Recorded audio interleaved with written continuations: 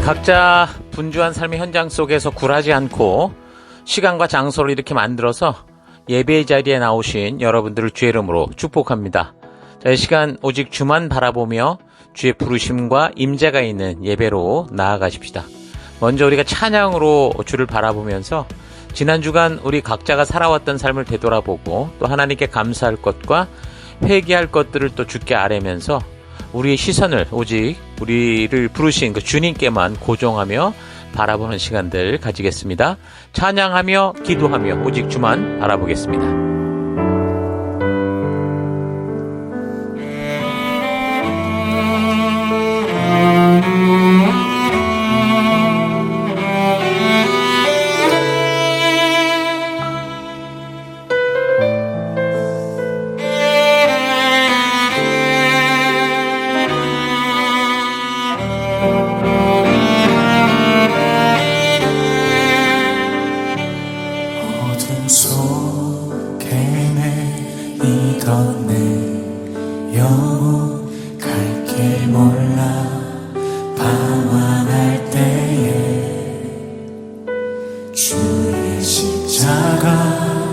영광의 그 빛이 나를 향해 비추어 주셨네. 주홍빛보다 더 붉은 내 죄 그리스도의 피로 씻기어 완전한 사랑 주님의 은혜로 새 생명 주께 얻었네. 은혜 아니면 나서지 못하네. 십자가의 그 사랑 능력 아니면 나서지 못하네. 은혜 아니면 나서지 못하네. 놀라운 사랑 그 은혜 아니면 나서지 못하네.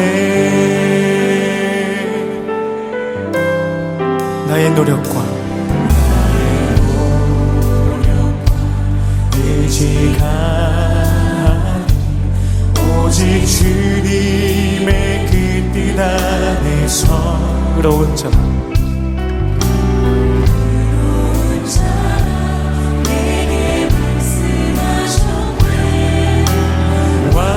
완전하신 그대로 은혜 아니면 나서지 못하네. 십자가의 그 사랑 능력 아니면 나서지 못하네.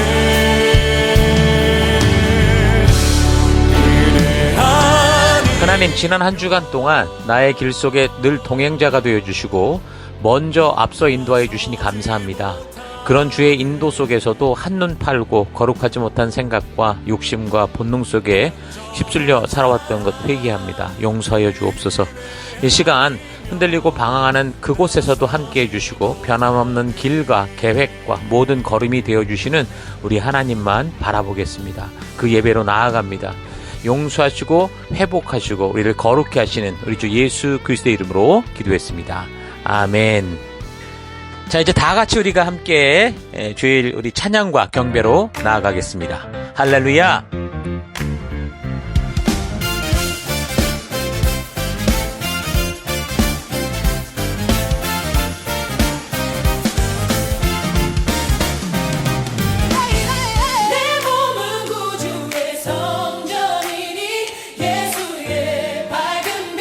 비추며 살리라. 내 안에 계시는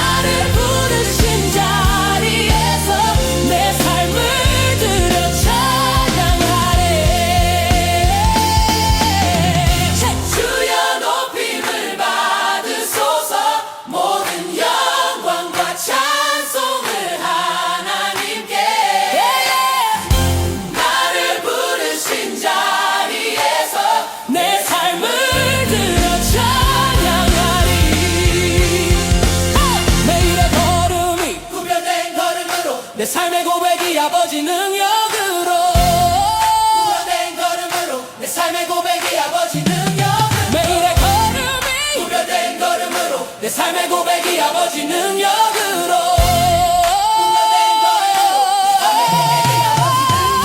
매일의 걸음이 구별된 걸음으로 내 삶의 고백이 아버지 능력으로 구별된 걸음으로 내 삶의 고백이 아버지 능력으로 매일의 걸음이 구별된 걸음으로 내 삶의 고백이 아버지 능력으로 구별된 걸음으로 매일의 걸음이 구별된 걸음으로 내 삶의 고백이 아버지 능력으로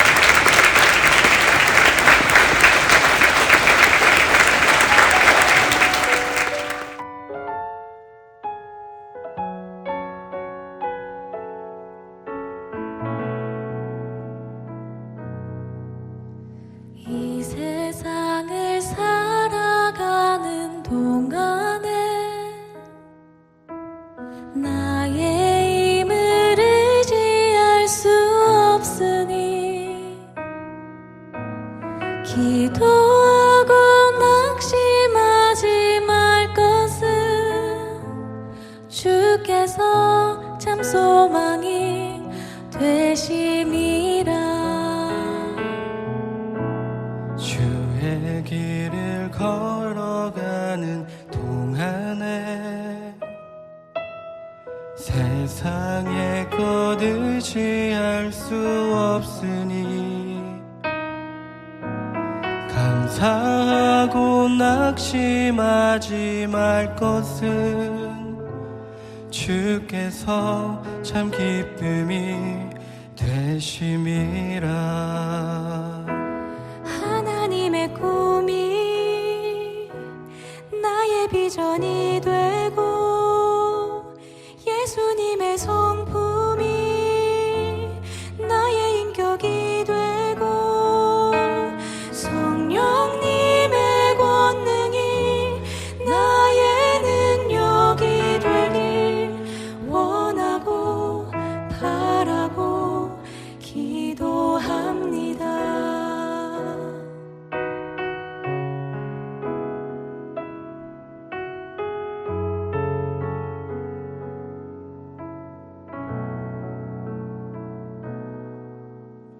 이 세상을 살아가는 동안에 나의 힘을 의지할 수 없으니 기도하고 낙심하지 말 것은 주께서 참 소망이 되심이라. 하나님의 꿈이 나의 비전이 되고 예수님의 성품이 나의 인격이 되고 성령님의 권능이 나의 능력이 되길 원하고 바라고 기도합니다. 하나님의 꿈이 나의 비전이 되고 예수님의 성품이 나의 인격이 되고 성령님의 권능이 나의 능력이 되길 원하고 바라고 기도합니다. 원하고 바라고 기도합니다.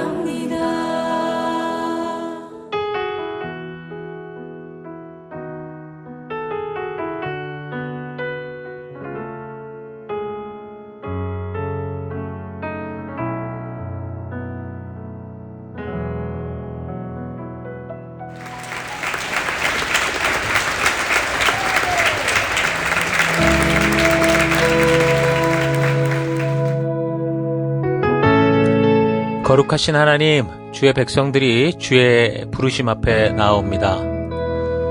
지치고 상한 영혼들, 외롭고 곤고한 하루하루를 보내는 이들, 육신의 질병과 마음의 고통으로 지친 영혼들, 하나님 간절한 소망이 있는 영혼들을 위로하여 주시고 치료하여 주시고 거룩한 생명의 길로 인도하여 주옵소서.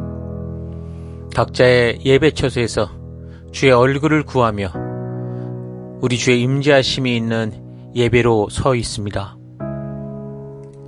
우리의 예배를 받아주옵소서. 주의 거룩한 지성소에서 우리들을 오라 하실 때 예수의 피를 힘입어 겸손히 나아가는 우리가 되기 원합니다. 다 같이 사도신경을 고백하겠습니다. 나는 전능하신 아버지 하나님 천지의 창조주를 믿습니다. 나는 그의 유일하신 아들 우리 주 예수 그리스도를 믿습니다. 그는 성령으로 잉태되어 동정녀 마리아에게서 나시고 본디오 빌라도에게 고난을 받아 십자가에 못 박혀 죽으시고 장사된 지 사흘 만에 죽은 자 가운데서 다시 살아나셨으며 하늘에 오르시어 전능하신 아버지 하나님 우편에 앉아 계시다가 거기로부터 살아있는 자와 죽은 자를 심판하러 오십니다. 나는 성령을 믿으며 거룩한 공교회와 성도의 교제와 죄를 용서받는 것과 몸의 부활과 영생을 믿습니다. 아멘. 하나님, 우리의 이 고백이 단지 입술의 고백이 아니라 예배 순서로서의 고백이 아니라 우리의 삶으로 드러나는 고백, 우리 삶의 향기가 되고 우리의 그리스도의 편지로서 드러나는 우리가 되기 원합니다. 오직 주만 바라봅니다. 예수님 이름으로 기도했습니다. 아멘. 우리 주변 분들과 같이 인사하십시다. 하나님께서 당신을 사랑하십니다. 아멘.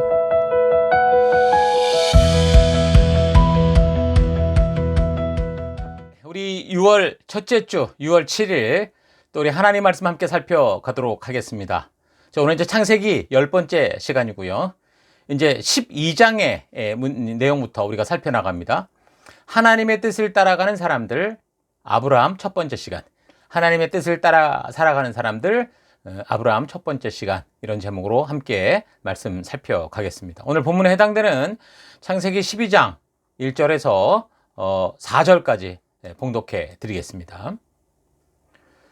여호와께서 아브라함에게 이르시되 너는 너의 고향과 친척과 아버지의 집을 떠나 내가 너에게 보여줄 땅으로 가라. 내가 너로 큰 민족을 이루고 너에게 복을 주어 너의 이름을 창대하게 하리니 너는 복이 될지라. 너를 축복하는 자에게는 내가 복을 내리고 너를 저주하는 자에게는 내가 저주하리니 땅의 모든 족속이 너로 말미암아 복을 얻을 것이라 하신지라.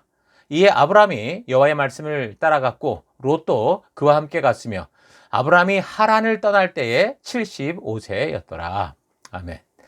자, 우린 지난 시간까지 이 창세기의 원역사, 그러니까 1장에서 11장까지 창조, 타락, 홍수심판, 그리고 민족기원, 그러니까 약 2000년 정도의 이 시간들에 대해서 우리가 살펴왔고요. 이번 시간부터는 이제 창세기의 나머지 부분, 12장부터 마지막 50장까지의 이제 이 히브리 족장사, 그러니까 바벨탑 사건으로 언어가 나뉘고 지구상의 여러 지역으로 흩어져 살아가는 곳에서 만나는 이제 다양한 상황과 환경들 속에서 살아가는 사람들의 그런 이야기를 살펴나갑니다. 선악과 사건 후도 그랬지만 바벨탑 사건으로 언어가 나누이고 많은 민족들로 이렇게 분산이 되면서도 이 세상은 분명하게 하나님의 뜻을 따라가는 길로 가는 그런 사람들이 있거나 아니면 자기의 욕심과 사탄의 뜻을 따라 사는 이 세상의 길로 가든 그런 두 갈래의 길로 갈라지는 것을 볼 수 있습니다. 이제 우리가 역사를 살펴가면서 만나게 되는 성경의 인물들은요, 누구나 다 똑같이 처해진 그 두 갈래의 길에서 생명의 길, 그러니까 하나님의 뜻을 따라가는 길로 나아갔던 사람들의 이야기다라는 걸 알게 될 겁니다. 하나님께서 이 사람들에게만 뭐 특혜가 있는, 특별히 택해서 그런 상황과 환경을 주신 게 아니고 이 사람들도 다른 사람들과 다 똑같은 그런 상황과 환경 속에서 비록 손해를 보고 좀 더디게 가게 돼도 믿음의 길을 선택하는 삶의 이야기들이기 때문에 오늘도 똑같은 상황과 환경 속에서 살아가는 우리가 처한 이 똑같은 상황과 환경 속에서 어떤 삶을 어떻게 살아가야 바르게 사는 것인지를 깨닫게 되는 그런 이야기들이 될 겁니다. 여러분, 성경에는 수많은 사람들의 이야기가, 그 이름들이 언급되고 있죠. 창세기의 원역사를 통해 아담과 하와를 만나는 것으로 시작으로 홍수 사건을 통해서 노아를 만날 수 있었고, 그리고 바벨탑 사건을 통해서 셈과 함과 야벳을 비롯한 이 온 인류의 민족의 기원이 되었던 그런 사람들, 그 중에서도 니므롯 같은 그런 사람도 우리가 만났습니다. 성경의 이름이 언급된다라는 것은 정말 놀랍고 영광스러운 일일 겁니다. 그런데 성경을 읽다 보면 많은 사람들이 성경에 이렇게 이름이 올라가는 놀라운 영광을 누리지만 그냥 흘러가고 마는 그런 이름들이 있더라는 거죠. 예를 들어서 가룟 유다 같은 인물은 살아계신 예수님을 눈으로 보고 성육신하신 신과 함께 생활하는 놀라운 특권을 누렸지만 그는 예수님을 팔아먹는 사람이 됐고 그 각자 자기 길로 가고 말았습니다. 그 하나님의 아들과 한 시대를 살 수 있었던 것도 놀라운 일인데 같은 지역에 태어나 그것도 수많은 사람들 중에 예수님의 12명밖에 없는 제자가 되었음에도 불구하고 이 가룟 유다는 영광스러운 존재가 아니라 영원한 욕심과 배신의 아이콘이 되고 말았죠. 그러니까 성경은 아담 이후에 예수님이 이 땅에 오시기까지의 정확한 족보를 우리에게 말해주고 있습니다. 그 족보를 추적해보면 같은 혈통, 같은 부모 밑에서 태어나고 자랐는데 우리가 잘 알고 이해할 만한 그 믿음의 거장들이 있는가 하면 똑같은 상황 속에서 어떤 사람들은 그냥 이름밖에 모르는 그런 존재들도 있습니다. 자, 여러분은 한 교회, 한 직장, 한 학교, 또 한 가정에서 똑같은 상황과 환경을 속에서 살아갈 때 어떤 존재라고 생각하십니까? 여러분의 이름이 그저 언급만 되는 그런 이름이 아니라 하나님의 진심이 전달되는 통로, 하나님의 뜻이 이루어지는 그런 통로가 되는 그런 이름이 되기를 축원합니다. 여러분의 이름을 들을 때 기쁨과 감사와 칭찬이 나오는 그런 이름들이 되는 그런 삶이 되기를 축원합니다. 자, 그럼 그렇게 칭찬과 감사를 받는 하나님의 뜻을 이룰 수 있도록 흘러가는 그런 삶은 어떤 것일까? 한 아버지에게서 출생한 같은 형제들인데도 어떻게 그냥 이름만 스쳐가거나 또는 오히려 더 최악의 길을 걷기도 하고 또 어떤 한 사람을 통해서는 하나님의 뜻이 이루어지게 되는 걸까요? 우리가 믿음의 사람들의 행적을 살필 때 이 잘 묵상하고 분별해야 되는 포인트가 바로 여기에 있습니다. 자, 성경을 보면 노아의 세 아들 셈과 함과 야벳 중에 이 셈의 가문을 따라서 하나님의 이 이야기, 믿음의 이야기가 흘러가는 걸 볼 수 있습니다.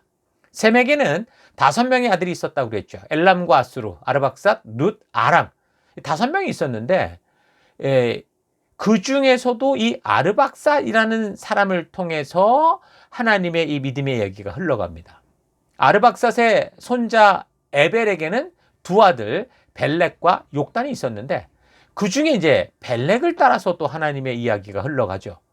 그렇게 후손들의 이야기가 계속되는데 성경은 데라가 낳은 이 3 아들 노아의 10대 손이라고 할 수 있는 아브라함, 나홀, 하란 중에서 아브라함을 따라 이 하나님의 이야기가 흘러가는 걸 보여주고 있습니다. 자, 그러니까 그 시대 노아가 아브라함 60세까지 살아 있었다면 분명히 하나님의 뜻을 전했고 전해주고 있었을 건데 그래서 마치 오늘날 우리 시대에서 살아가는 것처럼 그 복음의 소식을 듣고 누군가는 말씀의 가치를 따라 믿음의 길을 걷기도 하고 또 어떤 이들은 그렇지 않고 여전히 자신의 욕심을 따라 걷는 그런 삶들이 분명히 있었을 거라는 것을 우리가 유추할 수 있죠. 그러니까 아브라함 이후에도 그런 삶은 계속됩니다. 아브라함에게는 이스마엘이라고 하는 이 아내의 몸종 하갈이라는 여자에게서 낳은 장남이 있었습니다. 근데 하나님의 이야기는 이 몸종이 낳은 이스마엘, 아브라함의 아내 이스마엘이 아니라 아브라함의 아내 사레가 낳았던 이삭을 통해서 이야기가 흘러가고요. 그리고 이삭이 낳은 쌍둥이 아들 에섭과 야곱 중에는 장남이 에서였는데도 이 차남 야곱을 따라 믿음이 흘러가고 또 야곱에게는 12아들이 있었는데 르우벤, 시므온, 레위, 유다, 스불론, 이사갈, 단, 갓, 아셀, 납스달리, 요셉, 베냐민 중에는 창세기의 마지막 부분에 거의 주인공처럼 등장하는 요셉을 통해서가 아니라 넷째 아들이었던 유다를 따라 믿음의 이야기가 흘러가는 걸 볼 수 있습니다. 유다의 경우 자기 아내를 통해 낳은 그 아들들, 그러니까 엘과 오난이라는 아들이 있었는데 다 죽어요. 그리고 오히려 며느리 다말을 통해서 낳게 되는 베레스를 통해서 이 하나님의 믿음의 얘기가 흘러가면서 결국 그 혈통이 다윗에게까지 이르게 되는 겁니다. 자, 이런 믿음의 흐름이 단지 어떤 짓궂은 신이 한 사람의 운명을 마음대로 결정 짓듯이 하나님 마음대로 그렇게 선택해서 흘러가고 있는 그런 내용이 아닙니다. 하나님이 선택하는 대로 된다는 식의 이 운명론적인 생각은 성경이 말씀하는 이 하나님의 성품과 또 하나님이 이끄시는 그 역사의 흐름을 제대로 보지 못하고요. 그냥 종교적인 일반적인 개념에서 자기가 원하는 신을 찾고 있기 때문에 이런 운명론적인 생각을 하게 되는 겁니다. 성경을 통해 계시하여 주시는 하나님이 어떤 분이신지 모르고 자기 생각대로 오해하기 때문인 거죠. 하나님은 사람을 창조하실 때 자유의지를 가진 인격적 존재로 만드셨고요. 그런 인격이 스스로 선택하는 것에 대해서 어떤 운명적인 과업이나 또 강제적인 방법으로가 아니라 인격적인 방법으로, 그러니까 그 인격체 스스로 하나님의 뜻을 듣고 결정하고 선택하여 나아갈 수 있도록 이렇게 말씀으로 세상을 이끌어 가시는 분이십니다. 그래서 이 세상의 역사는 하나님 마음대로 흘러가는 게 아니고요. 오히려 그 자유의지를 가진 그 사람들의 선택에 의해서 이게 흘러가고 있는 겁니다. 그래서 역사는 불완전하고 욕심에 가득 찬 사람들의 결정에 따라 마구 흔들리고 완전히 엉뚱한 방향으로 가는 것 같아 보이는데, 그러나 결국 보면 하나님께서 미리 말씀하신 영원한 길, 그 영원한 길의 끝, 그 말씀하신 길로 나아가는 사람들의 역사만 결국 남게 된다는 걸 알 수 있습니다. 그러니까 하나님은 인간들에게 미리 다 어떤 삶이 생명의 길이고 복된 길인지 이 계시를 통해, 이 말씀을 통해 알려주셨습니다. 그러니까 창세기에서 출애굽기까지는 하나님께서 계속해서 당신의 뜻과 그 의지만을 그냥 일방적으로 말씀해 주셨다고 볼 수 있는데, 출애굽 이후 시내산에서부터는요, 인간들의 잘못된 선택에 대한 구체적인 그 결과까지 이걸 기록으로 남겼죠. 성문화시켜서 다 말씀해 주십니다. 그렇다고 사람이 잘못했을 때 즉각적인 즉결 처벌을 말씀하시는 게 아니고, 욕심에 따른 선택이 가져올 미래에 대해서 이를 저지른 인간 스스로도 감당 못할 그런 미래가 있다라는 걸 분명하게 경고하고 알려주시는 거죠. 그래서 하나님은 사람의 잘못된 선택에 대해서 그때의 감정에 따라, 느낌에 따라 즉각적인 심판의 칼을 들지 않으시지만, 사람과 세상은 결국 하나님의 심판대 앞에서 그 누구도 피할 수 없는 심판을 받게 된다라는 것을 분명하게 알게 하십니다. 여러분, 하나님의 심판은 반드시 옵니다.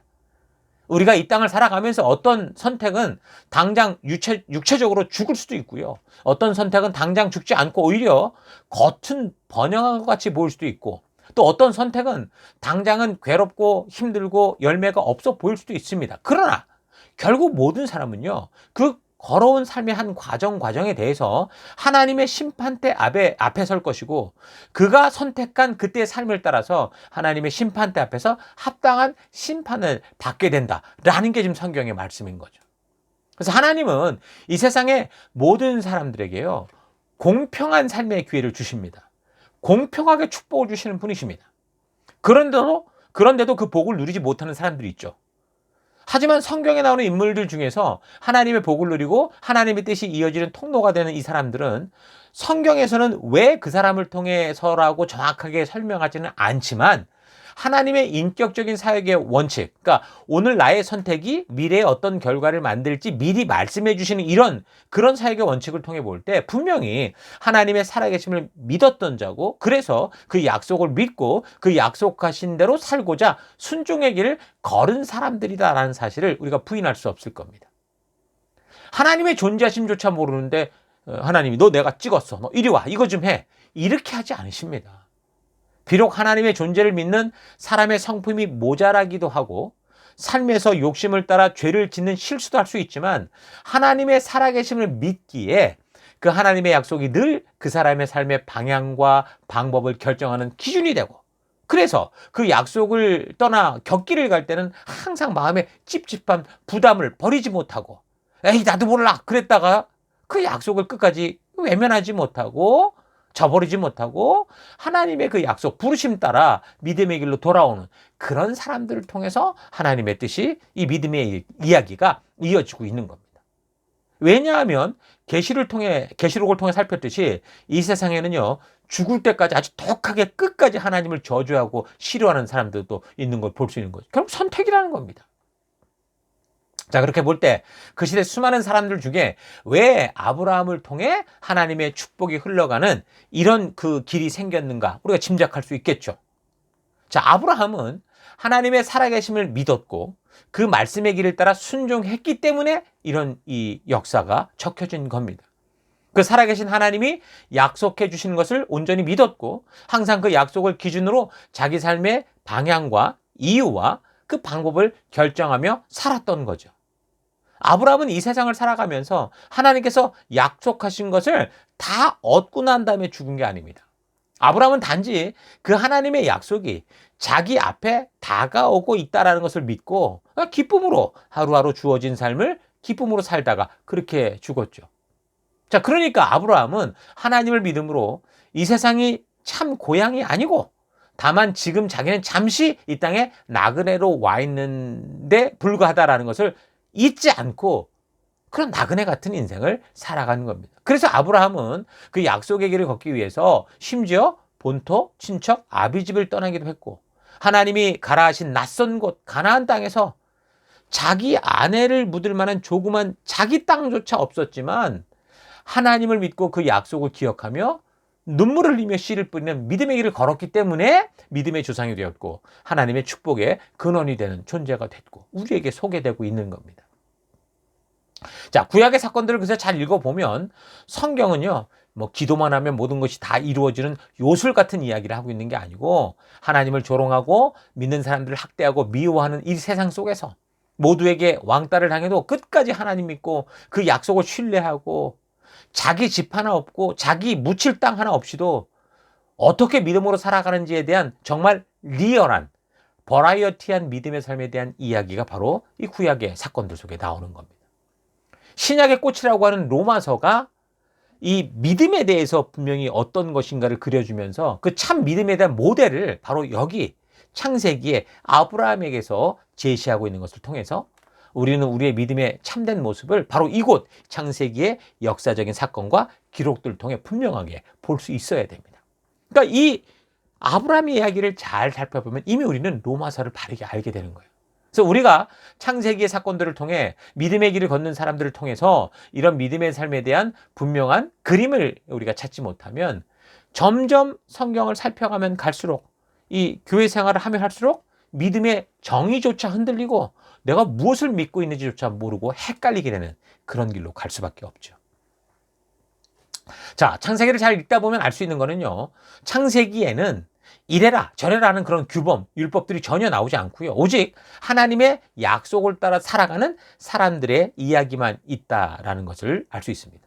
사실 성경 전반에 걸쳐서 하나님이 우리에게 하나님의 뜻을 보여주시는 방법인데요. 하나님은 율법이나 규범 같은 강압적인 방법으로 우리에게 당신을 보여주시는 게 아니고 아브라함과 같이 사람들의 살아가는 그 삶의 이야기를 통해서 그들과의 약속을 통해서 하나님의 마음이 어떤지 우리가 그래서 어떤 믿음으로 살아가야 되는지를 알게 해주십니다.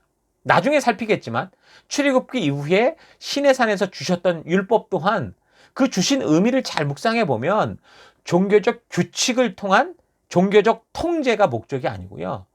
또는 구원받은 방법을 제시하기 위해서가 아니고요. 그의 백성들이 이 어두운 땅 속에서 죽음의 길로 가지 않고 생명의 길로 걷게 하기 위한 하나님의 사랑의 이야기요. 축복의 약속이다라는 걸 알 수 있습니다. 그래서 성경은 잘 살펴보면 전체가 다 하나님의 진심이 묻어있는 이야기책, 약속의 책이 되는 거죠. 나는 그래서 여러분들이 특별히 이 창세기를 살피면서 이러한 약속을 통해 하나님의 진정한 뜻, 하나님의 진심을 만날 수 있기를 바랍니다.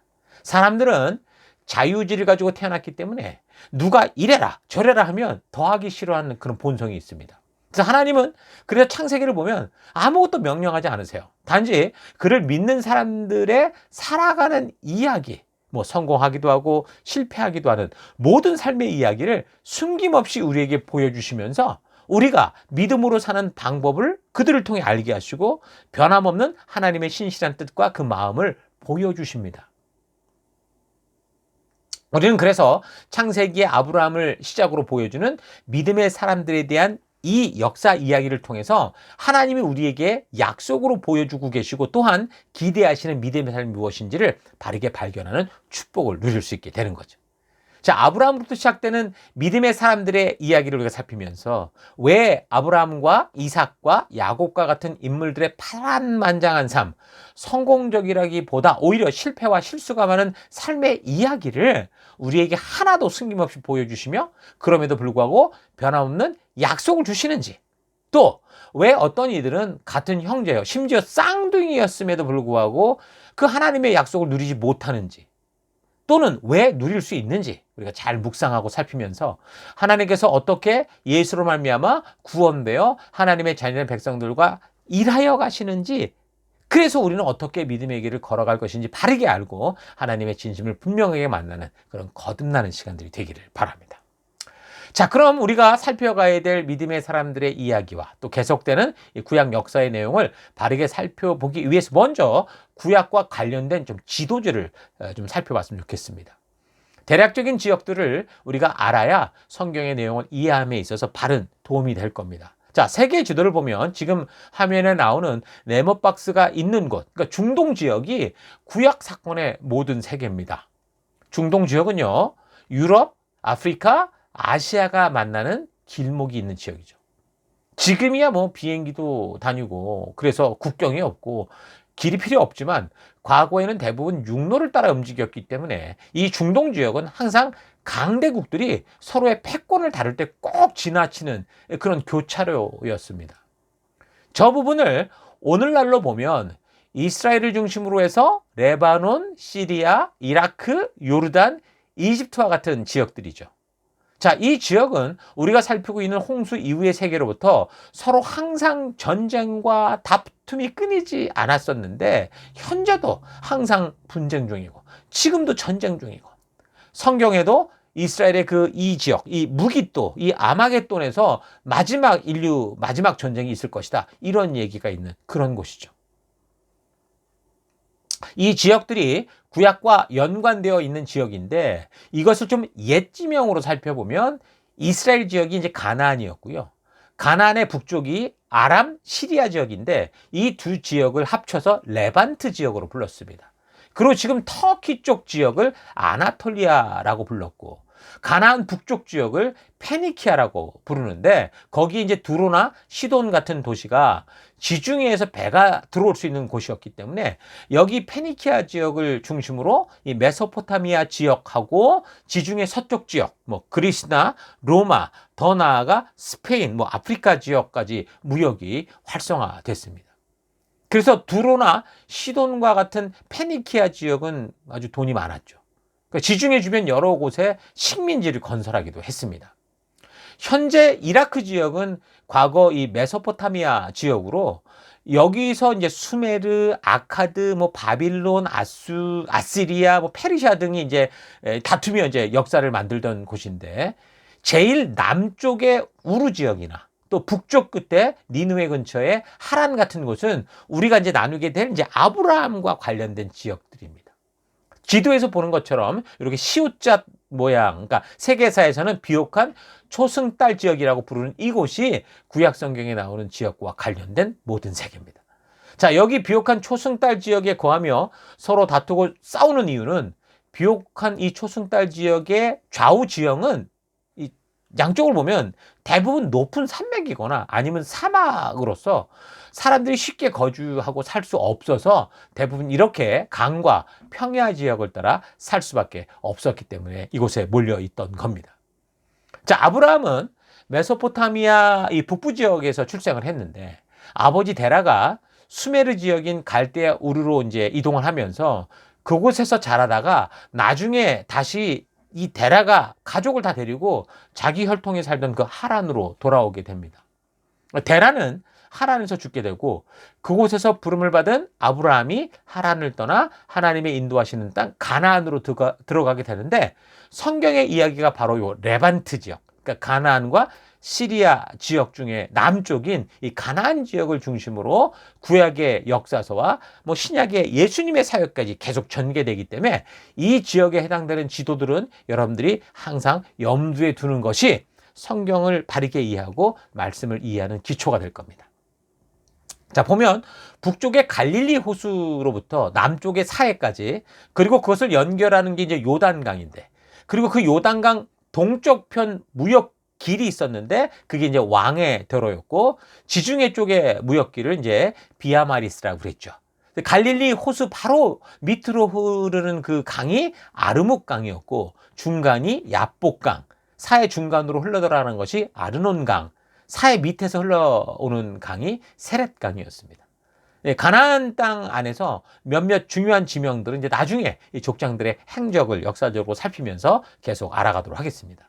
자, 이 지역을 단면도로 보면요, 흥미로운 거는 지중해의 그 해수면보다 사해가 훨씬 낮았습니다. 사해가 지중해 바다보다 400m나 더 낮은 그런 지점에 있죠. 그리고 특이한 점은 바닷물보다 6배가 짜서 이 플랑크톤을 제외한 생물들은 살지 못한다는 거고요. 그래서 갈릴리를 갈리 바다라고 부를 때도 있는데, 갈릴리는 호수로서 민물이기 때문에 짜지 않습니다. 그런데 사해는 비록 육지 안에 있는 호수처럼 있지만 바다처럼 짠물로 되어 있어서 사해 바다라고 부르는 게 이제 좀 더 정확하다고 볼 수 있겠죠. 자, 이렇게 적어도 이런 정도의 지리적 상식이 좀 있어야 우리가 구약 성경을 살피고 이해해갈 때 훨씬 유용하고 도움이 될 겁니다. 계속해서 파워포인트로 지도를 준비할 텐데 미리 지역을 좀 잘 파악해 두면 훨씬 설교를 이해하거나 말씀을 읽을 때, 묵상할 때, 연구할 때 보다 더 유용하게 사용할 수 있는 거 잊지 마시고, 여러분, 학습 없이 저절로 주어지는 것은 없습니다. 기도하면 이런 지도가 우리 안에 들어오는 게 아니에요. 그래서 이런 성경 지리 공부를 좀 잘 해두어야 바른 성경 묵상에도 도움이 된다는 거 잊지 마시고 집중해서 살펴보기 바랍니다.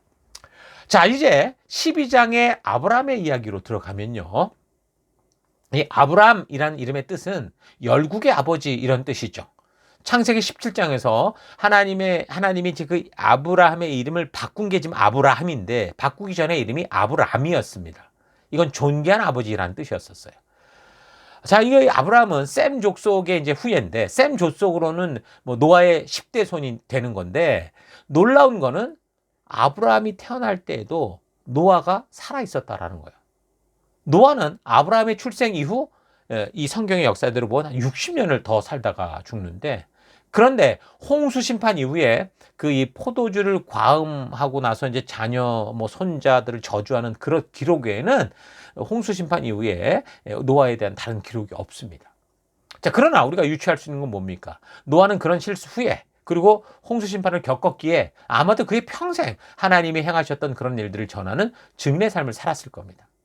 홍수 심판의 증인으로서 그 엄청난 역사를 잊고 자꾸 빗나간 길로 가는 후손들에게 계속해서 하나님의 역사와 뜻을 전하고 외쳤을 것이라고 우리가 충분히 유추할 수 있겠죠. 자, 그렇게 되면 아브라함이 그냥 아무 생각도 없이 살아가는데 하나님의 음성을 들었던 게 아니고, 계속해서 하나님의 분명한 뜻이 그 시대에 분명히 누군가 어떤 사람들을 통해 계속 전파되고 있었을 거다라는 걸 예상할 수 있습니다. 자, 그러면 우리가 하나님께서 아브라함을 부르시는 장면들의 배경이 어떠했을까 하는 것을 좀 더 바르게 묵상을 해서 우리가 보편적으로 알고 있는 그런 이야기들을 넘어서 참된 믿음의 삶이 어떤 것인지 알 수 있게 될 겁니다. 자, 아브라함이 출생할 때 시기가 성경 연대적으로 이렇게 따져보면요, BC로 따졌을 때 2166년경으로 봅니다. 지금부터 살피는 아브라함, 이삭, 야곱과 같은 족장사는 우리가 보는 세계사적으로도 보면 이제 중기 청동기 시대쯤에 해당되는 그런 이 시기입니다. 그 셈의 아들들 중에 엘람, 아수르, 룻, 아람 같은 경우는 이 역사적으로 보면 자신들의 영역이 확실해 보이고 자신들의 나라가 세워졌는데, 셋째 아들이었다고 할 수 있는 아르박삿 같은 경우는, 그러니까 아브라함의 직계 조상들 같은 경우는 그 거주지가 뚜렷지 않았습니다. 그냥 성경에서 족보만 나오고 있고, 또 아브라함이 갈대아 우르 출신인지 하란 출신인지 알 수 없는 애매한 구절만 있고, 아브라함에 대한 본격적인 이야기는 그가 하나님의 음성을 듣고 가나안으로 들어가는 그때부터 시작이 됩니다. 이 셈의 아들 아르박삿의 후대의 흐름은 셀라, 에벨, 벨렉, 이 벨렉 시대 바벨탑 사건이 있었고요. 르우, 스룩, 나홀, 그 다음에 아브라함의 아버지 데라, 이렇게 이어지는데, 성경에 이렇게 아브라함의 족보를 언급하는 거는 바로 이들을 통해서 하나님을 믿는 믿음의 역사가 흘러왔기 때문이다라는 걸 알 수 있죠. 그러니까 노아의 아들들 중에서도 이 셈의 후예들이 이런 길들을 했다라는 걸 우리가 알 수 있는 겁니다. 여러분, 함의 손자 니므롯이 사람들을 모아서 신할 땅, 갈대아 우루, 수메르 인근에서 바벨탑을 쌓을 때 많은 다른 후손들은 아마도 니므롯의 그 욕심에 함께 수긍했고 따라갔는지 모르지만, 그에 반해서 니무롯의 바벨탑 건축에 반대하면서 우상숭배의 죄악에 동참하지 않고 묵묵히 하나님의 언약과 말씀을 지키며 살고자 마침내 아브라함이라는 믿음의 조상의 혈통으로 이어지는, 그러니까 하나님의 말씀의 길을 따라 살아갔던 그런 사람들이 있었던 거죠. 성경 창세기의 근거로 그들의 혈통적인 기원으로 보면 바로 그게 아르박삿의 자손들, 에벨과 그의 아들 벨렉을 비롯한 그 후손들인 것을 알 수 있습니다. 물론 이들 외에도 다른 사람들이 있었을 것이라고 보지만 창세기가 지금 제시해주고 있는, 우리에게 알려주고 있는 족보의 근거를 가지고 볼 때 아르박삿의 후손들로 유추할 수 있는데, 창세기 10장 21절은 노아의 아들 셈을 가리켜서 굳이 뭐라고 얘기하냐? 에벨의 모든 자손의 조상이다, 이렇게 설명을 하는 걸 볼 수, 강조하는 걸 볼 수 있어요. 이런 걸 보면 충분히 어떤 믿음의 그 흐름이, 믿음이 어떻게 흘러갔는지를 우리가 분명히 유추할 수 있는 거죠. 이 에벨이라는 이름은 강 건너편, 넘어가는 자라는 뜻의 단어 아바르라고 하는 것의 명사형입니다. 히브리 영어 사전을 참고하면 이 에벨은요, 히브리라고 하는 이 어원과 동일합니다. 그래서 히브리인이라고 하는 것은 에벨에게 속한다, 이런 뜻을 가진 말이 되죠. 그래서 그 당시 사람들은 이 에벨의 후손들을 유프라테스 강을 건너온 자라는 의미로 히브리인이라고 부른 것으로 보입니다. 그래서 발음상으로나 의미상으로 히브리, 이브리라는 곧 에벨의 자손을 뜻하는 그런 단어로 표현이 됩니다.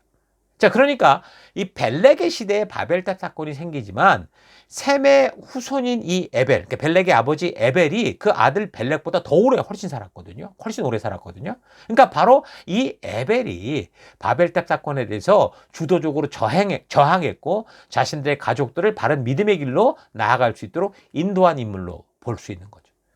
그는 바벨탑 반역의 시대에 우상 숭배에 동참하지 않았을 거고 여호와 신앙을 향한 순수성을 지켜내서 결국 그로부터 강을 건넌 자, 히브리라고 하는 어떤 혈통적 호칭이 이어져서 아브라함에게까지 이제 흘러가게 된 겁니다. 에벨, 벨렉의 후손들이 바벨탑 우상숭배의 중심 지역을 벗어났을 때 서쪽으로 퍼져갔다고 보거든요. 에벨의 후손들이 그래서 하란을 포함한 이 북부 메소포타미아, 시리아 지역 이런 곳 이동하며 정착했는데, 이는 에블라 왕국과 같은 그 고대 시리아 문명 기록, 고고학적 기록을 통해서 그 지역에 이 셈족, 히브리 계열이 넓게 분포했다라는 걸 이 고고학적으로 확인할 수 있습니다. 그래서 창세기 14장을 보면 아브라함을 최초로 히브리 사람 아브라함이라고 불렀거든요. 그 이유는 그가 바벨탑 숭배를 거절하고 그들로부터 떠난 그 에벨의 후손이었고, 아브라함 또한 우상 숭배의 중심지였던 갈대아 우르와 하란을 떠나서 유프라테스 강을 건너서 가나안 땅으로 들어온 그런 역사적 여정 때문에 그랬을 것입니다. 그러니까 가나안 원주민들의 입장에서 볼 때 그들은 고대 사회에서 국가나 도시에 정착하지 못하고 떠도는 유목민, 이주민, 용병 혹은 국경지대의 나그네로 봤고요. 그래서 그 당시 사회적 하층민이나 변방의 주변인들을 통틀어 이제 멸시하듯이 하비루라고도 불렀습니다. 그러니까 가나안에 들어선 이 아브라함의 일가는 강력한 성읍을 짓고 사는 가나안 원주민들 사이에서 이 텐트 치고 양과 소를 치며 이동하는 철저한 이방인이자 유목민이었기 때문에 가나안 사람들이나 또 나중에 이집트까지 가잖아요. 이집트 사람들의 눈에는 아브라함과 그 후손들의 전형적인 하비루, 이 후손들이 전부 전형적인 하비루, 그러니까 뿌리 없이 떠도는 사람으로 보였을 거라는 겁니다. 그런데 성경에서 이 아브라함을 히브리 사람이라고 부른 거는 이 세상의 눈에는 그저 강을 건너온 떠돌이, 이방인, 하비루 이 정도에 불과해 보였지만 하나님의 구속사적 관점에서는 이 타락한 우상 문명을 등지고 약속의 땅으로 넘어온 거룩한 신앙의 계승자, 그러니까 에벨의 후손이었다라는 것을 동시에 보여주는 굉장히 중요한 입체적이고 역사적인 호칭이라고 할 수 있습니다. 그래서 아브라함이 속한 이 셈의 아들 아르박삿의 후예들이 이렇게 살아계신 하나님의 존재를 알리는 믿음의 흐름을 보여주고 있죠. 자, 그러면 이 아브라함이 이제 그렇게 흘러오는 건데, 아브라함의 그 고향, 그가 하나님의 부르심을 받은 장소에 대해서 좀 살펴보십시다. 여러 가지 해석들이 있지만 창세기 11장에 나오는 이 셈의 족보, 11장 26절을 보면 데라가 70세에 아브라함과 나홀과 하란을 낳았다라는 이 말씀을 기준으로 해석을 해보려고 합니다. 자, 아브라함의 출생 시기가 이 구절에 나오는 대로 아버지 데라가 70세 때를 기준으로 잡는 이 풀이 방법과 데라가 죽은 나이였던 205년에서 아브라함의 나이 75세 이제 죽은 후에 갔다 그러니까 그걸 빼면은 이제 130년이 나오는데, 그 아브라함의 출생 시기를 그 아버지 나이 70대로 보느냐 130세로 보느냐에 따라 해석이 달라집니다. 대부분 아브라함의 출생 시기를 구속사적 우선순위로 생각할 때는 데라의 나이 130세에 아브라함이 출생했다, 이렇게 보고 해석을 합니다. 자, 그러면 뭐 여러분들이 뭐 목사님들, 다른 목사님들 설교에서 많이 듣던 대로 그냥 그대로 이해할 수 있을 겁니다. 자, 그런데 오늘 저는 성경 본문이 보여주는 이 문자 우선순위로 그냥 이 구절을 풀어서 좀 설명을 하려고 합니다. 자, 그래서 관련 여러 구절들을 종합해서 살펴보면 아브라함의 고향이 갈대아 우르라기보다 하란으로 보인다는 거죠. 하란을 아브라함의 고향이라고 하는 이유는 성경적인 근거로 볼 때 아브라함 자신도 그랬어요. 자신의 아들 이삭을 위해서 아내 될 사람을 찾아오라고 종을 어디로 보냈냐면 자기 고향으로 보냈는데, 뭐라고 그랬냐면 반드시 내 고향, 내 친척이 사는 곳에 거기 가서 찾아와라. 거기가 갈대아 우르가 아니라 하란 땅이었거든요. 자, 그래서 성경적인 정황과 세계사적인 사건들을 연결해서 아브라함의 행적을 좀 추적해 볼 때 아브라함은 아마도 하란 지역에서 태어났을 것 같고, 그리고 이제 그 어간에 데라가 아브라함의 어린 나이에 갈대아 우르로 간 것으로 보입니다. 그러니까 아브라함이 BC 2166년경에 태어났다고 했으니까 그 당시 이 메소포타미아 지역의 주도권을 가지고 있었던 것이 아카드 제국이었는데, 이 아카드 제국이 무너지는 혼란한 시기였고요. 아나톨리아 지역에서는 히타이트 족속, 그러니까 헷 족속들이 계속해서 이 동쪽으로 쳐들어왔죠. 에블라 지역을 포함해서 하란과 메소포타미아 지역을 괴롭히고 있었기 때문에 아마도 그런 시기 데라가 아브라함이 아주 어릴 때 이 갈대아 우르, 그러니까 저 남쪽 안전한 곳으로 이동한 것으로 보입니다. 그래서 어려서부터 그곳에서 살았는데, 아브라함의 동생이었던 이 하란이 창세기 11장 28절을 참고할 때 이 갈대아 우르에서 결혼을 했어요. 롯과 밀과 이스가 이렇게 자녀를 낳았는데, 거기서 이제 아버지 데라보다 먼저 죽게 되죠. 그래서 그 후에 아브라함의 아버지 데라는 어떤 연유에서인지는 모르지만 모든 식구를 데리고 다 하란 땅으로 돌아오게 됩니다. 그때가 세계사적 역사로 보면 우르 사망조 시기라고 보는데, 사실 그 시기가 갈대아 우르 지역에서는 가장 발달됐던 시기였습니다. 그런 시기 그곳에서 우상을 팔아서 생계를 유지하던 아브라함의 아버지 데라가 왜 그곳을 떠났는지 그 기록이 없어요.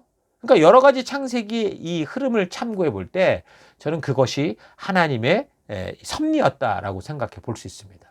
아브라함을 준비시키기 위한 하나님의 섭리였죠. 자, 아무튼 그래서 데라의 주도로 갈대아 우르에서 메소포타미아 북쪽 그 하란으로 돌아오게 된 겁니다. 자, 그런 역사가 흘러갈 때 그 하란 땅에서 아브라함이 하나님의 부르심을 듣게 되는 거죠. 그래서 아브라함이 그 부르심에 순종을 해서 하나님의 뜻을 따라 아버지 데라에게 작별을 고하고, 뭐 성경대로 하면 아버지가 죽고 갔다고 그랬는데 나중에 설명하겠지만 죽지는 않았어요. 그러니까 작별을 하고 하나님이 부르시고 이끄시는 길을 따라 그곳이 어딘지는 몰랐지만 믿음으로 그 당시 야만 지역이라고 볼 수 있었던 가나안 땅으로 들어가게 되는 거죠. 자, 이런 상황인데, 그런데 창세기 15장 7절을 보면 여기에 보면은 너를 갈대아인의 우르에서 이끌어낸 여호와다, 이런 말도 나오고, 또한 사도행전 7장 2절을 볼 때 스데반 집사 설교에서도 뭐 여러분 그 조상 아브라함이 하란에 있기 전 메소포타미아에 있을 때 영광의 하나님이 그에게 보였다, 이렇게 말을 하거든요. 그래서 이제 우리는 이런 구절을 근거로 하나님의 음성을 들은 곳이 갈대아 우르일 거다, 이렇게 보편적으로 생각을 하죠. 여러분, 그러나 성경이 제시하는 연대를 잘 참고해 보면 성경이 정확하게 이야기하고 있지 않은 이상 어떤 하나를 확실하게 단정 지을 수는 없지만요, 성경이 보여주는 역사적인 흐름과 전체 정황을 근거로 살펴보면 갈대아 우르가 아니라 하란에서 아브라함이 하나님의 부르심을 받았다고 보는 게 성경의 근거와 역사의 흐름에 좀 더 부합한 해석이라고 볼 수 있습니다. 왜냐하면 하나님께서 갈대아 우르에서 부르셨다면 그 부르심을 받은 아브라함이 모든 순종의 주도자가 돼서 뭘 이끌어가야 되는데 이 갈대아 우르에서 나오는 거는 아브라함이 아니었어요. 아버지 데라가 주도했던 것을 알 수 있죠. 11장 31절 데라가 그 아들 아브라함과 하란의 아들인 그의 손자 롯과 그의 며느리 아브라함의 아내 사레를 데라가 데리고 이동했다라는 거예요. 그러니까 분명히 갈대아 우르를 떠나나가는 일의 주도권이 아브라함이 아니라 그의 아버지 데라라는 걸 알 수 있죠. 자, 그런데 아브라함이 하나님의 부르심을 받은 장면이 나오는 12장을 보면 4절을 볼 때 그때는 이제 아브라함이 부르심을 받고 주도해서 떠나는 걸 볼 수 있어요. 4절. 이에 아브라함이 말씀을 따라갔고 이렇게 나오죠. 자, 이렇게 본다면 아브라함이 부름을 받고 주도적으로 행한 곳은 하란이지 갈대아 우르가 아니라는 거예요. 만약 그렇다면 15장 7절에서 하나님이 아브라함과 언약을 맺으실 때 너를 갈대인의 우르에서 이끌어낸 여호와다라고 하는 말씀은 뭐냐?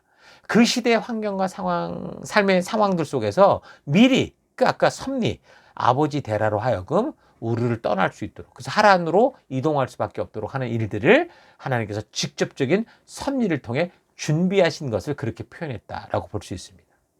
자, 그러면 혼란이 오는 건 이제 뭐냐? 사도행전 7장 스데반 집사가 했던 설교인데요. 스데반이 이렇게 설교를 한 이유는 지금 내가 이동의 주도권이 누구에 있는가 하는 것을 가지고 설명하는 것처럼 생각하지 않고 그냥 창세기 15장 7절 문자 그대로 설명을 한 건지 어떤 연유에서든 스데반 집사가 틀리게 말한 건지 아니면 사도행전의 저자 누가가 잘못 적은 건지 모르지만 분명히 성경이 보여주는 역사와 좀 맞질 않습니다. 자, 이것을 확인할 수 있는 추가가 되는 증거를 살펴보면 계속되는 사도행전 7장 4절에 뭐라고 그러냐면 아브라함이 갈대아 사람의 땅을 떠나 하란에 거하다가 뭐라고 하냐면 그의 아버지 데라죠. 데라가 죽음에 하나님이 그를 거기서 너희 지금 사는 이 땅으로 옮기셨다라고 말해요. 그러니까 분명히 아버지 데라가 죽은 다음에 떠났다라는 거죠. 근데 관련 내용을 잘 살펴보면 아브라함이 하란을 떠날 때 아버지 데라는 죽지 않았습니다. 이 사실을 성경 연대를 가지고 이제 보면 알 수 있는데 창세기 11장 26절을 보면 데라가 70세에 아브라함을 낳았고 창세기 11장 32절을 보면 아브라함의 아버지 데라는 하란에서 205세까지 살다 죽었다고 그랬어요. 자, 그렇다면 아브라함을 낳고도 135년을 더 살다가 죽었다라는 건데 그리고 창세기 12장 4절을 보면 아브라함은 75세에 하란을 떠나서 가나안으로 갔다 그랬죠. 자, 그러면 아브라함이 하나님의 음성을 듣고 떠날 때 아버지 데라의 나이를 따져보면 145세가 되는 걸 알 수 있습니다. 자, 그렇게 되면 데라는 아브라함이 100세의 아들 이삭을 낳았을 때도 그 데라는 170세였던 거죠. 그 후 35년을 더 살았다라고 볼 수 있어요. 자, 그러니까 사도행전 7장에 나오는 스데반의 설교처럼 아버지 데라가 하란 땅에서 죽고 나서야 아브라함이 하란을 떠났다라는 것은 맞지 않는다는 거죠. 분명한 것은 초대교회 시대보다 훨씬 앞서 기록됐던 그 창세기의 역사가 분명하게 말해주고 있는 연대를 근거로 볼 때 사도행전 7장 스데반의 이야기는 뭔가 좀 잘못된 정보다라는 걸 우리가 알 수 있는 겁니다. 자, 그렇다면 우리는 여기서 성경의 정확성에 대해서 좀 생각해보고 고민할 필요가 있겠죠. 나는 이 성경이 하나님의 말씀인 것을 확실히 믿고요. 이 말씀에 근거하지 않은 신앙은 잘못된 것이라고 확실히 믿습니다. 그러니까 하나님께서 그 백성들에게 주시고자 하는 그 진실한 마음이 분명히 이 성경에 옮겨 담겨진 것을 믿어요. 그런데 성경이 하나님의 말씀인 것을 믿는다는 것이 성경을 적는 사람들의 기록 오류나 착각들이 전혀 없이 한 글자 한 글자 한 글자 그대로 무조건 기계적으로 하나님의 계시를 옮겨 적었다 이런 뜻은 아닙니다. 기독교 입장에서 볼 때 이렇게 성경에 더러 잘못된 것이 있다라고 말하는 건 좀 두려워하는 경우가 있죠. 그래서 옛날에 많은 목사님들이 성경의 권위를 세우기 위해서 축자영감설이라는 이것을 강조하던 시대가 있었습니다. 축자영감설이란 그러니까 성경이 적혀질 때 성령께서 한 글자 한 글자씩 불러주는 대로 사람이 받았었고 사람의 의지가 개입될 여지가 전혀 없었다라는 거거든요. 그래서 이것을 기계적 영감설이라고도 말을 해요. 왜 이런 주장을 했냐면 각 시대마다 이 성경이 너무 중요한데 이 성경의 권위를 위협하는 거대한 사상적, 신학적 도전에 맞서서 기독교의 그 본질을 지켜내기 위한 치열한 어떤 변증적 방어선 차원의 이런 주장을 했습니다. 그러니까 성경은 원본에 있어서 단어 하나 1.1회까지 성령의 영감을 받아 오류가 없이 기록되었다라는 이 강력한 영감설을 체계화해서 그 당시 카톨릭의 경우 성경보다 교황의 권위를 앞세우고 있었으니 이렇게 성경보다 우위를 주장하는 교황의 권위를 대체할 수 있는 유일무오한 절대적 텍스트, 절대 기준으로 이 성경의 권위를 확립하고자 했던 거고, 그렇게 시간들이 흘러서 18세기 계몽주의가 등장을 하는데 그때 이제 계몽주의 철학자들에 의해서 하나님의 말씀이 이성의 난도질을 당하는 그런 해체될 위기에 처하게 되니까 보수 신학계는 성경이 인간의 작품을 넘어선 하나님의 직접적인 입김, 하나님의 영감으로 기록됐다라는 것을 더욱 강하게 변증해야 된 시대적 필요성이 느끼게 됐죠. 그리고 19세기로 넘어오면서 독일 신학계에서 성경을 역사적, 문학적으로 이제 철저히 해부하는 고등비평, 성경 고등비평이 등장하면서 이게 이제 자유주의 신학으로 이어지거든요. 그래서 성경이 단순한 인간의 종교적 일기장으로 취급받는 그런 상황에서 이 정통 기독교는 성경의 역사성과 초자연적 기원을 사수하기 위해서 성경의 사상뿐만 아니라 그 기록된 텍스트 자체가 완벽하게 하나님의 감동으로 쓰였다라는 주장을 하게 된 거죠. 그러니까 성경을 절대 기준으로 세우고자 하는 차원에서의 노력은 참 중요하긴 한데, 그러나 만약 그렇다면 우리가 눈으로 보는 게 신약에서도 보면 4개의 복음서가 다 정확하게 일치하지 않는 부분들이 많거든요. 그러니까 지금 우리가 살핀 이 성경 부분에서도 이렇게 발견되는 오류들이 전혀 없어야 되는데 성경은 그렇지 않아요. 열왕기서에서는요, 아버지의 나이가 아들의 나이보다 더 적은 경우도 있고요, 이름이 뒤바뀐 것도 있고, 극히 작은 양이지만 성경에 이런 잘못된 부분들이 발견되거든요. 그러니까 성경의 권위를 바르게 세워가려는 그런 의도는 좋지만 분명한 오류에도 이 무오를 주장하는 이런 억지 조화를 하려고 하면 오히려 오늘날의 이 청년들이나 지성인들은 이 지적인 회의감을 느끼죠. 눈에 보이는 게 잘못됐는데 아니라고 그러면 헷갈리죠. 이런 사소한 숫자 하나도 억지로 우기니까 어떻게 예수의 부활이라는 이 기적을 믿을 수 있겠습니까? 자, 그러니까 사소한 불일치를 방어하려는 교회 태도에 질려서 복음의 핵심의 진리까지 다 내다버리고 결국 교회를 떠나는 그런 비극들이 발생을 하고 있는 겁니다. 자, 그래서 우리는 이런 부분에 대해서 바르게 분별할 필요가 있는 거예요. 사실 성경이 사본되거나 번역될 때마다 약간씩 오류가 발생되는 것은 어쩔 수 없었다고 봐야 됩니다. 근데 중요한 것은 사본을 대조하거나 번역을 대조해 볼 때 그런 오류나 오차들이 분명히 있지만 그것이 우리가 지금 믿고 있는 신앙의 근본에 영향을 줄 만큼 문제가 되는 건 전혀 없다는 거예요. 현대 시대의 성경을 번역할 때 그 원문으로 삼는 사본들이 있어요. 구약 성경 같은 경우는 레닌그라드 이 사본에 기초한 키텔판, 슈투트가르트판 이런 게 있고, 신약 사본은 네슬레 알란드판 이런 게 기준이 있습니다. 그런데요, 이 사본들의 각주를 보면 거기에 아주 작은 글씨로 뭐가 적혀 있냐면 문제가 되는 이런 부분에 대해서 여러 사본들, 이 사본에서는 이렇게 얘기하고 저기서는 이렇게 한다, 이걸 밝히면서 그 사본의 구절에서 그 단어가 어떻게 썼는지 다 적어두고 있습니다. 자, 그러니까 사본 간의 불일치 정보가 100% 다 투명하게 이미 성경에 공개돼 있어요, 원본에. 자, 그럼 그렇다고 해서 하나님의 진실한 뜻이 우리에게 왜곡되게 전달됐느냐, 그걸 말하는 게 아닙니다. 중요한 것은 그런 것으로 인해서 우리가 믿는 기독교의 기본 교리가 흔들리는 일은 절대 없다라는 거예요. 그래서 오히려 이런 분명한 사본 간의 그 단어의 차이가 있는데 뭐 그런 것이 전혀 없다, 하나님이 기계적으로 적었다, 이런 식으로 주장하는 기계적 축자 영감설 같은 게 더 성경의 진실한 사실을 오해하게 만들고 사람들로 하여금 신뢰를 떨어뜨리게 한다는 거죠. 여러분, 성경은 분명 하나님의 감동으로 되었다라는 것을 우리는 믿습니다.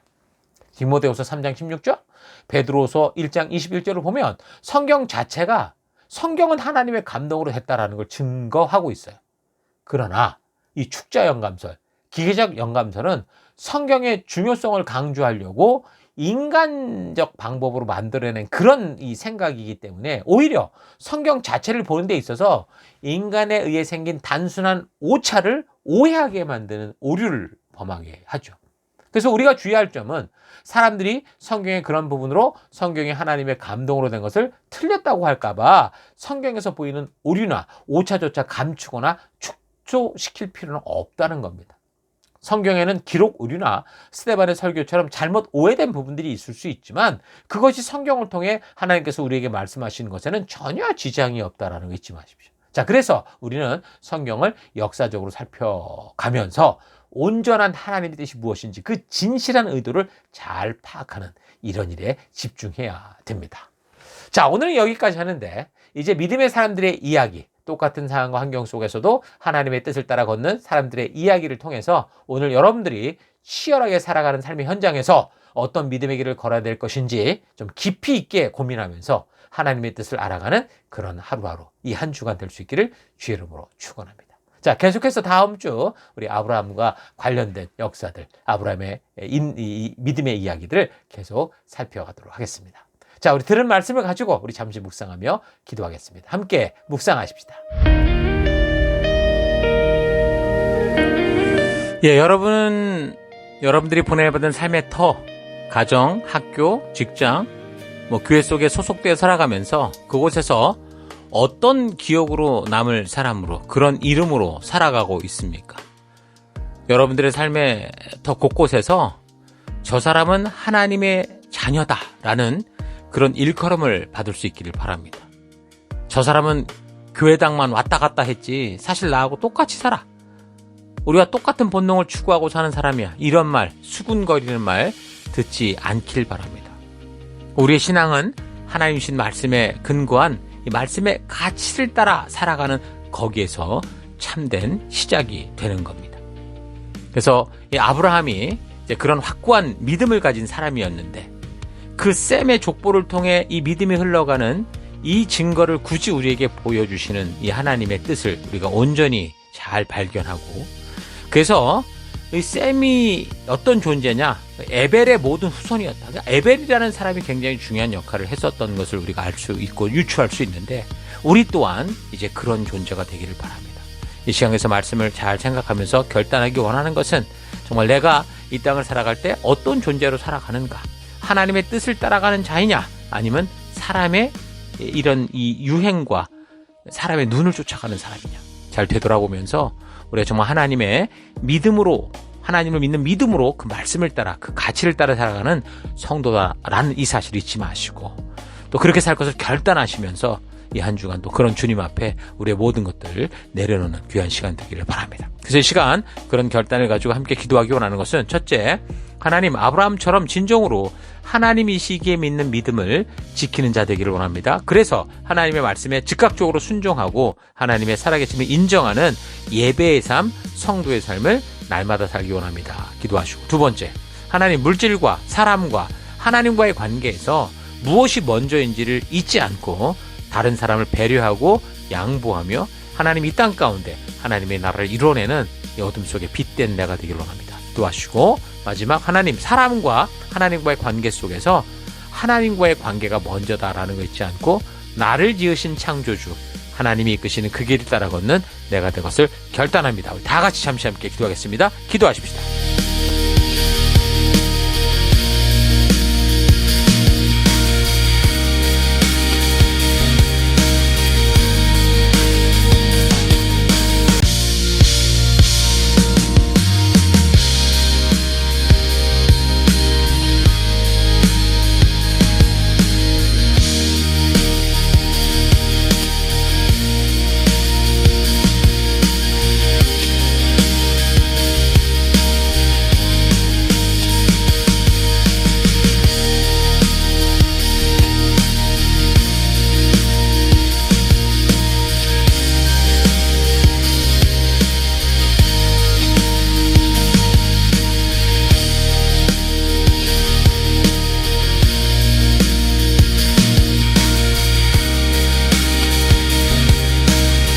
사랑의 하나님, 오늘도 귀한 말씀을 통해서 하나님 우리가 어떤 존재인지, 하나님은 어떻게 이 믿음의 길들로 우리를 이끄시는지 하나님 우리가 살피고 나누었습니다. 하나님 그 굉장한 믿음의 길의 정점에 서 있는 이 아브라함, 믿음의 조상이 어떤 혈통을 따라 흘러왔고 어떤 존재인지를 우리가 되돌아보면서 하나님 아브라함처럼 진정으로 우리가 하나님이시기에 믿는 그 믿음을 지키며 나아가는 우리가 되기를 원합니다. 그래서 하나님의 말씀하실 때 즉각적으로 순종하고 하나님의 살아계심을 어느 곳에서나 인정하는 코람더의 삶으로 나아가기를 원합니다. 물질과 사람과 하나님과의 관계에서 무엇이 먼저인지를 잊지 않고 다른 사람을 배려하고 이 땅을 나그네처럼, 그러나 주인처럼 살아서 주님의 나라를 이루는 우리가 되기를 원합니다. 사람과 하나님과의 관계 속에 무엇이 먼저냐 할 때 우리는 무엇보다 하나님, 나를 지으신 분이 먼저라는 걸 잊지 않고 하나님, 내 평생 주님과 동행하고 주님이 이끄시는 길을 따라 걸어가는 그런 내가 되기를 원합니다. 이 한 주간도 그런 믿음의 길, 믿음 따라 하나님의 뜻을 따라 살아가는 그런 내가 될 것을 결단하고 감사드리며 예수님 이름으로 기도했습니다. 아멘.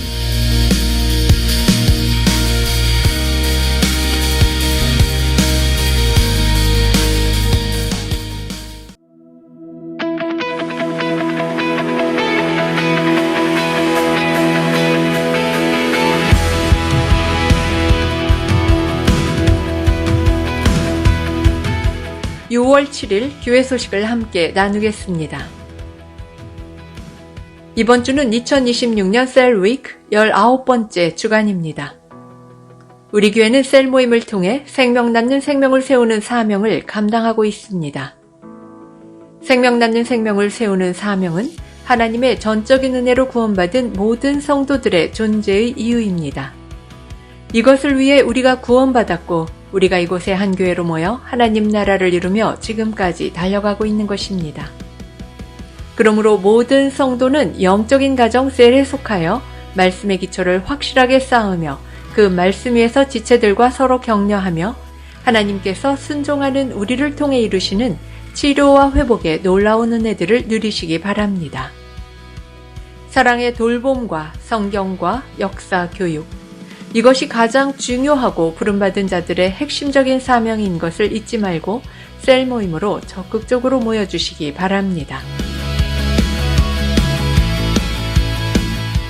6월 첫째 주인데요. 매월 첫 번째 주간 저희 교회가 집중하는 사역 포인트는 모든 성도들이 하나님의 가족 셀에 속하게 하는 것입니다. 셀로 연결되는 것은 하나님이 예수 그리스도의 피로 사신 거룩하고 진정한 가족을 만나는 것입니다. 그리스도의 몸된 성도들은 그리스도의 머리 되신 교회와 셀에 연결되어야 바르게 성장하며 살아갈 수 있습니다. 그래서 멜번시티 교회를 나오는 모든 분들은 한 분도 빠짐없이 각자의 셀에 연결되어 있습니다. 셀 모임은 단지 성경을 공부하는 것이 아니라 서로의 삶과 깊은 마음을 나누며 서로를 위해 기도하고 성령 하나님께서 우리 모두를 세워가는 사랑과 회복의 공간입니다. 모두 함께 속하십시다. 저희 교회를 새로 방문해 주신 지체들을 환영합니다. 오늘 이곳 예배당 예배에 그리고 영상 온라인 예배에 처음 참석해 주신 분들을 주의 이름으로 환영합니다.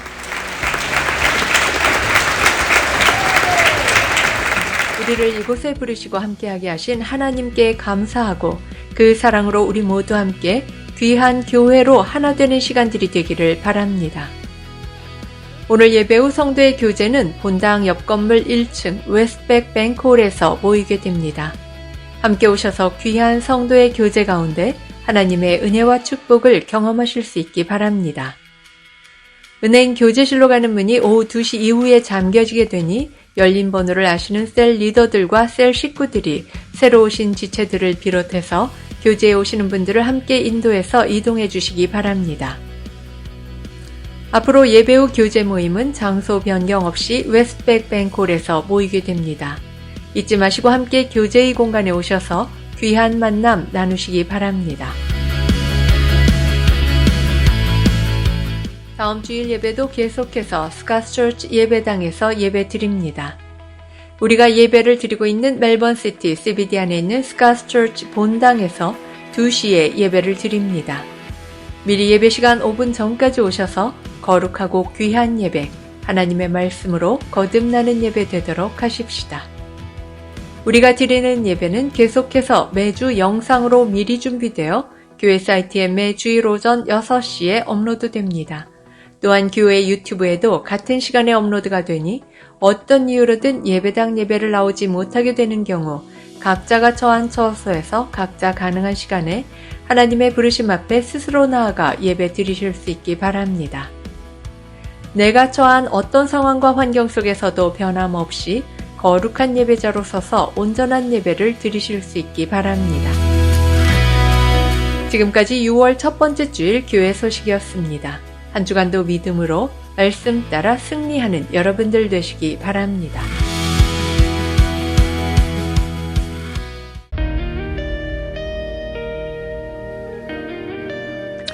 우리 계속해서 함께 교회가 존재하는 목적을 선포하고 축도로 예배를 마치겠습니다.